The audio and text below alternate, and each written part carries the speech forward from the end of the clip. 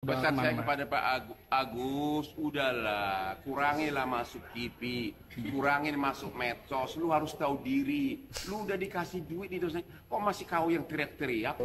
Muncul lagi nih di TikTok ya, terbukti kalau Agus berpura sakit karena perwakilan Mensos datang, bukti besoknya dia sehat-sehat memang. Mbak Elmi selaku dari istrinya Mas Agus WA saya untuk pertama kali. Nah, dia bilang, Teh Novi, ini sisa uang 300 juta, Elmi mau kirimkan ke yayasan, dititipkan. Elmi percaya Teh Novi orang baik.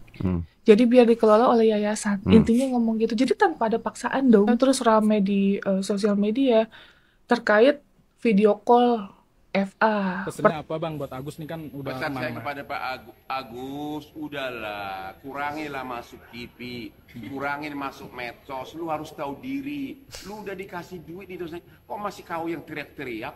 Tahu diri dong. Nah, ini- Ucapkan minta maaf sama orang-orang yang protes gara-gara uang donasi kau pakai misalnya untuk keperluan lain. Ucapkan minta maaf, ya. Ucapkan terima kasih. Dan kepada para pengacara janganlah diperluas lagi.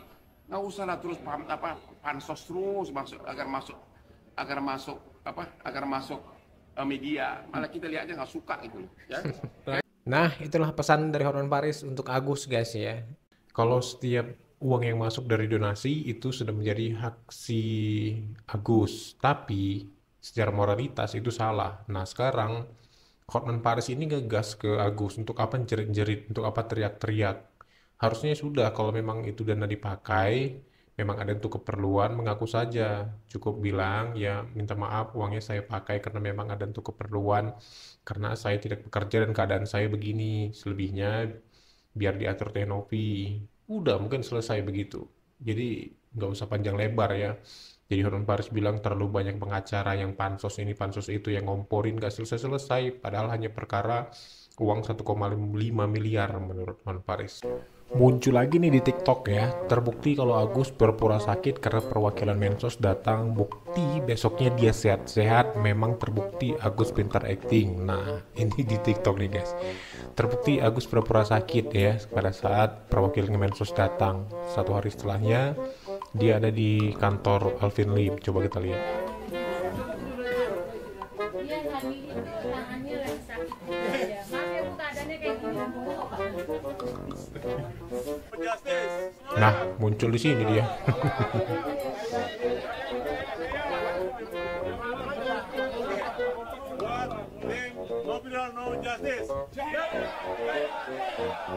Telah sehat tuh Agus.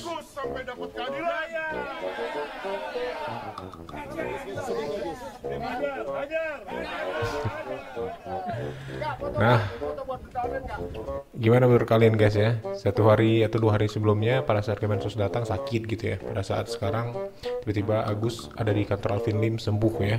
Bahkan dia bisa teriak-teriak dengan yel-yel hajar ya.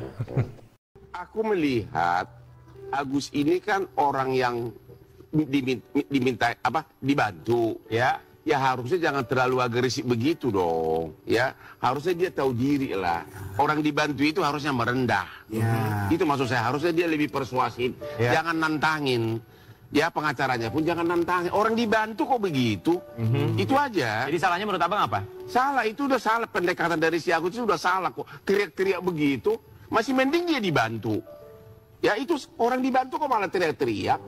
Harusnya dia, saya begini-begini, tolong saya dibantu, terima kasih atas bantuannya. Ya, kalaupun saya pakai donasi untuk yang lain, karena memang ada kebutuhan. Selesai, jangan nantangin orang yang sudah membantu dong. Oke, Bang, sebelum kita Baik kan? Baik. Oh juga donatur kan sudah rela uang itu untuk dia. Diberikan untuk dia, betul. Harusnya, tapi jangan nantangin begitu dong, bawa pengacara, bawa segala macam. Pasrah aja, saya terima kasih. Intinya begini, Agus harusnya tahu diri, itu aja. Oke, berarti lebih kepada pribadinya Agus. Iya, kepribadiannya Agus dengan caranya teriak-teriak tadi itu, benar-benar siapa yang nggak menyesal kasih uang sumbangan kepada orang kayak seperti itu? Hah? Nyesal dah? Benar nggak? Bang, ini Nah, bagaimana menurut tanggapan kalian dari statement Hotman Paris ini guys? Ya, banyak yang mengatakan ya betul banget yang dibilang Hotman Paris guys ya.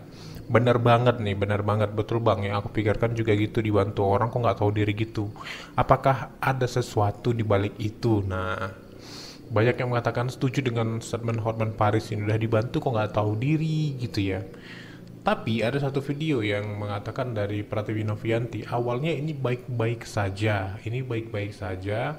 Pada saat terakhir di podcast Densu ini baik-baik. Bahkan istrinya Agus penelepon Pratiwi Novianti mengatakan kalau dia minta maaf karena sudah memakai uangnya, kurang lebih begitulah. Dan dia menyerahkan semua uangnya kepada Teh Novi dan meminta maaf dan mempercayakan semua uangnya kepada Teh Novi. Tapi setelah besoknya ada video FA yang video call dengan Agus, Teh Novi ini kaget, ternyata viral. Tahu-taunya sudah diambil alih kasusnya oleh pengacara itu dan ini menjadi viral. Awalnya ini baik-baik saja dan sudah mau diselesaikan di kanal YouTube-nya Densu. Tapi setelah diambil oleh banyak pengacara dari pihak Agus, ya jadi seperti ini, panjang tidak selesai. Ini videonya. Nih kita dengar nih pernyataan Teh Novi. Om, kalau misalnya diceritain nih, sebenarnya kita nggak ada masalah, Om. Lucunya, setelah podcast Bang Densu, kita tuh udah ketawa-tawa, udah bercanda-bercanda, udah nggak ada sama sekali minum bareng, makan bareng sama Mas Agus dan keluarganya, gitu. Bahkan ngobrol sama bapaknya biasa aja, gitu. Sempat kita bercanda-canda. Pas pulang, kita ya udah biasa gitu. Besokannya, Mbak Elmi selaku dari istrinya Mas Agus WA saya untuk pertama kali.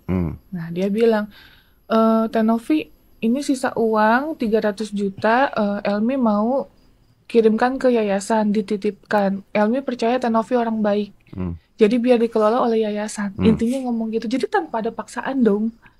Nah, ya sudah, akhirnya dia transferkan ke yayasan, dia konfirmasi ke saya bilang nanti saya follow up ke yayasan karena saya lagi di luar kota. Saya bilang itu. Yang 300 juta ya? Yang 300 juta. Setelah lu udah tahu tuh uangnya jumlahnya berapa, udah tahu? Sudah 1,4, sekian. Terus? Nah ya sudah.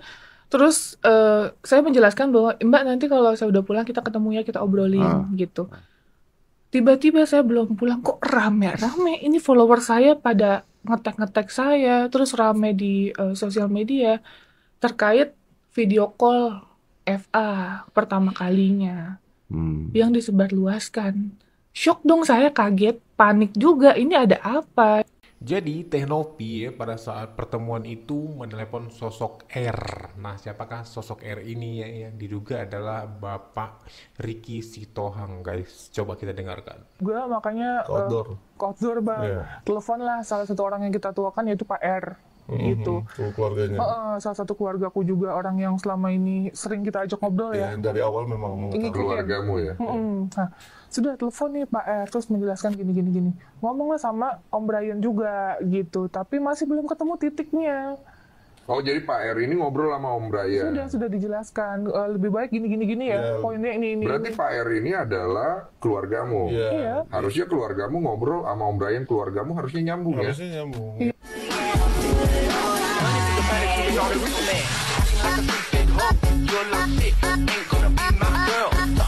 Apakah yang dimaksud adalah Pak Ricky Sitohang ya? Karena memang ternyata Novi ini menemui Pak Ricky Sitohang ini untuk berdiskusi masalah ini. Tapi sementara kasusnya sudah diambil oleh Firdaus Wibowo. Nah, apakah Firdaus akan panas karena ini? Karena kata Firdaus, kalau saya mau jadi pengacara Novi itu jangan banyak pengacara dan semua pengacara itu di bawah komando saya. Nah, jadi nggak tahu nih apakah jadi pengacara Teh Novi atau hanya diskusi dan mintai pendapatnya aja. Gimana nih? Pak Ricky ini memang kalau menyelesaikan masalah dia tenang gitu ya, santun, santai, tapi langsung tepat. Ngomongnya nggak mau cuap-cuap. Nah, kita dengar pernyataan dari Pak Ricky Sitohang guys ya. Ini kalau kita dengar ini sih adem. Coba kita dengar. Seperti ini kok tidak sesuai dengan peruntukan. Ini kan peruntukan untuk obat mata. Nah, makanya dimintalah bagaimana caranya supaya ini jangan seperti ini. Saya akan mempertanggungjawabkan kepada para donatur. Apa nanti jawaban saya sesuai dengan podcast saya dengan Denny Sumargo. Benar. Loh, ternyata kok bergunakan pada yang lain. Akhirnya pindahlah ke bank, persetujuan pihak keluarga. Nah, ini kembali konstruksi hukum. Tidak mungkin ada pemaksaan kalau seandainya dengan tidak rela dia memindahkan itu ke rekeningnya Novi, rekening yayasannya. Nah, ternyata ditelusuri lagi ada 300 juta di Helmi, 50 juta juga akhirnya diakumulasi, dikembalikanlah. Sudahlah, Bu Novi selesaikan aja biar atas nama yayasan aja untuk mengobati Agus. Dan itu fasilitator juga termasuk orang tuanya, keluarganya. Udah serahkan aja kepada yayasan. Ada semuanya, ada rekamannya, ada semua. Ada rekamannya, saya dengar semua. Jadi nggak bisa terbantahkan, ya. Jadi kalau ada yang menganulir itu ada rekamannya. Nah, ini persis seperti yang diceritakan Teh Novi tadi guys ya di podcastnya dari Corbusier. Tidak berbeda dari ini kalau istrinya Agus lah yang menelepon Teh Novi untuk menyerahkan uangnya kepada yayasan biar yayasan yang mengatur perobatan. Dan damai-damai aja, tapi setelah ada video call dari FA malah jadi panas situasi. Setelah itu masuklah semua ke yayasan itu. Nah, adanya ikatan perjanjian, oke, kamu berobat dengan ini. Semula si Agus oke. Nah, nggak mungkin ada penandatangan di perbankan, di bank tanpa daripada pihak yang menyerahkan. Itu kan sah secara hukum. Di mana unsur pemaksaannya? Kalau dia tidak terima atau dipaksa untuk menyerahkan uang itu, ya nggak mungkin dong bisa terjadi peristiwa itu. Kalau dia nggak mau masukkan, gimana? Nggak akan terjadi. Palingnya peristiwanya ya peristiwa bukan menggugat ataupun peristiwa pelaporan penyalahgunaan daripada peruntukan uang. Paling itu yang terjadi. Yang nyatanya berpindah kok. Nah, unsur paksanya di mana? Unsur pemerasannya di mana? Ini yang perlu kita telusuri. Makanya saya katakan tadi, ayolah sama-sama kita menggawangi dengan baik, dengan jernih. Konstruksi hukum kita luruskan. Jadi jangan setelah mendengar, jangan Novi terus. Nah, ini benar nih. Jadi artinya jangan ada fitnah-fitnah, semua sesuai jalur hukumnya, sesuai dengan konstruksi hukumnya seperti apa adanya ya. Jadi nggak ada tuding-menuding, nggak ada ngotot-mengotot. Nih benar kan juga dengar Pak Riki Sitohang ngomong tuh adem gitu ya.